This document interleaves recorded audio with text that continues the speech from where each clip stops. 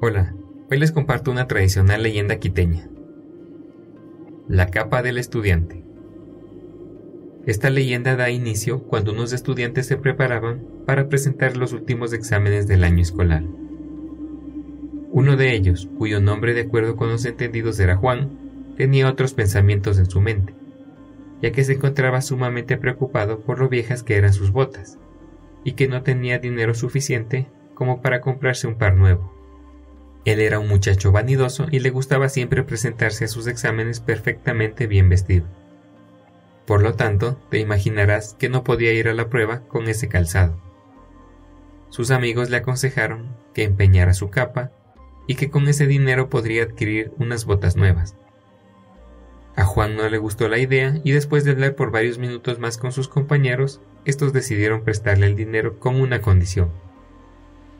Tenía la obligación de ir al camposanto de El Tejar y buscar la tumba de una mujer que hacía unos días se había quitado la vida. Cuando la hubiese localizado, lo siguiente que debía hacer era clavar un clavo sobre esa tumba. Para quienes no lo sepan, aquella joven había sido en vida la novia de Juan. Sin embargo, ella tomó la decisión de quitarse la vida en el momento en el que descubrió que su novio le había sido infiel. El muchacho estaba indeciso, pues no quería reabrir heridas de su pasado. No obstante, como necesitaba el dinero, tomó la decisión de acudir a su macabra cita.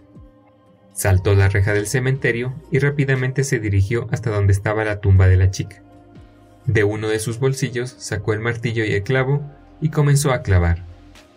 En cada golpe que daba, inconscientemente, era como si le estuviera pidiendo perdón a la joven por el daño que le había causado. Cuando terminó, Juan quiso volver con sus amigos, pero algo lo detenía. A la mañana siguiente, los muchachos, al darse cuenta de que no regresaba, decidieron entrar al panteón y ver qué había sucedido. Luego de unos minutos llegaron a la tumba correcta y vieron cómo el cuerpo de su amigo yacía sin vida al lado de la tumba.